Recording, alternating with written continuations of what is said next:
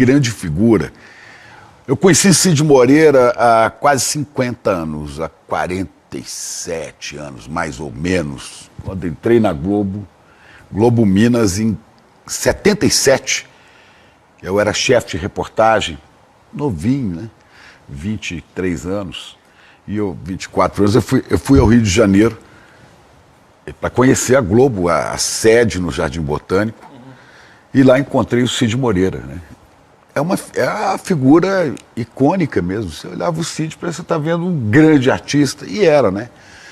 Mas o Cid é curioso, porque na Globo, ali no Jardim Botânico, funcionava o jornalismo, mas também gravavam-se várias outras coisas. Gravavam-se novela ali, né?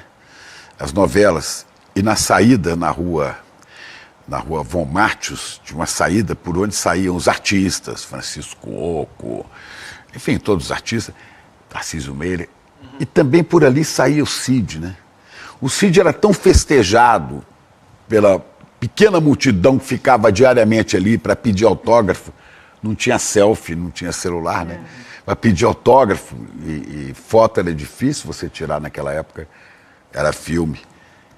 E o Cid saía, era como se saísse, sabe, o galã mais importante da novela. Mas nessa época que eu fui, eu tive com ele. O Cid era uma pessoa de poucas palavras, nunca foi de conversar muito. Olá, como vai? Né? Um dia até pedi para ele, quando começou esse negócio do celular, falou: Cid, grava para mim uma mensagem. Sabe quando a gente caía na caixa postal, que fala assim, no momento não posso atender. Aí ele falou assim, vou gravar. Nunca gravou.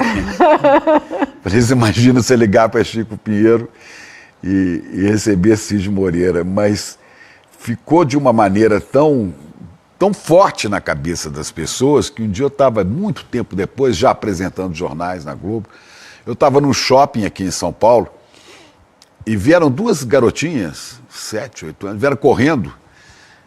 Oi, tio, você é da Globo, me dá um autógrafo, um papelzinho na mão. E a mãe, assim, um pouco à distância.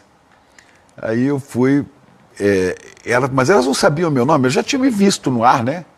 Quem está dentro daquela caixinha da televisão, dentro dessa telinha, vira tudo meio mágico, é tudo.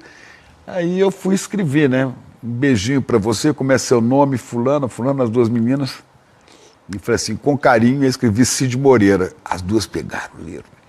Mamãe, o Cid Moreira do O shopping todo olhou para mim, a mãe caiu na risada. Pregou uma peça, né? Era o Cid.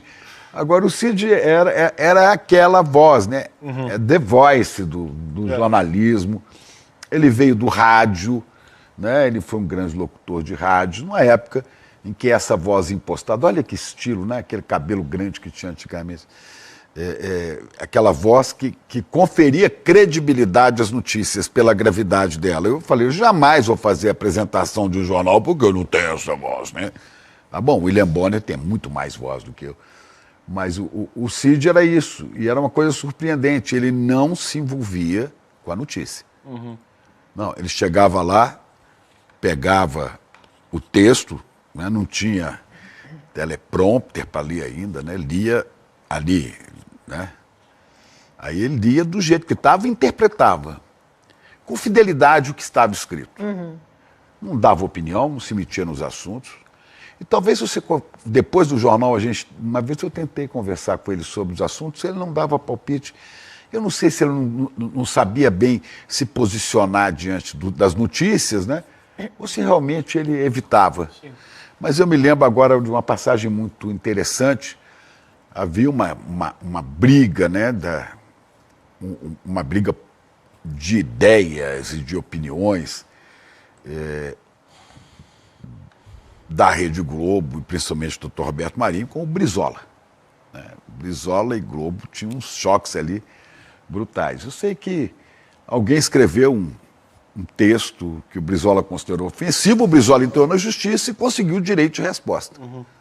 Então o Brizola tinha um tempo igual, um minuto e pouco. Aí o Brizola escreveu um texto, acho que está até no YouTube, é demolidor, né? É um clássico. Ele falava o povo da Rede. E o Cid pegou o texto que ele tinha que falar. A Justiça concedeu o direito de resposta ao governador Dr. Leonel Brizola. Vamos ler. Ele começou a ler o texto com a mesma verve, com a mesma empolgação, né, que ele lia tudo, né? E aí ficou uma coisa, parecia que era assim. Quem estava assistindo falou assim, nossa, o Cid tinha incorporado o pensamento do Brizola, porque ele interpretava o que ele lia, lendo aqueles textos com isenção absoluta. Tá bom, o texto podia ter aqui ou ali manifestar posições editoriais da empresa, mas ele era rigorosamente fiel ao que estava escrito, pronunciava tudo corretamente, cada vírgula no lugar certo. E tive várias vezes com ele, sempre muito simpático, sempre muito... Não é? É uma voz que se apaga, talvez a última voz dessa TV que veio do rádio, né? Porque a TV, o jornalismo de televisão, ele veio do rádio. Né? Primeiro grande telejornal que eu me lembro, às 8 da noite, era o Repórter Esso, não me engano, na Rede Tupi, né? E eram os mesmos locutores que trabalhavam no rádio, passaram a trabalhar na televisão. E o Cid era essa voz fantástica. Hoje nós vamos ter muitas notícias dele. Né? Mas uma figura cordial e que fica também para nós, né, brasileiros, para muita gente, como um pouco a voz da Bíblia.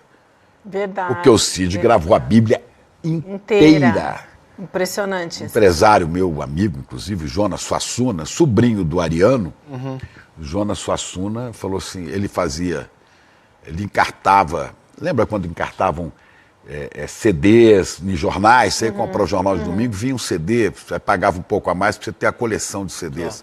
Um dia ele falou assim, precisava encartar a Bíblia. Aí ligou para o Cid Moreira, fez uma negociação com o Cid, para o Cid ganhar muito dinheiro com isso. O que é para fazer? É para gravar a Bíblia. E ele gravou inteira, né? Gravou a Bíblia toda. Então é uma voz que ecoa por todos os cantos. Eternizada, né? E vai ficar eternizada para muita gente que não o conheceu, que não o viu no ar. Mas a voz dele está aí, falando do Gênesis, primeiro livro da Bíblia, ao Apocalipse, né? Ao final dos tempos.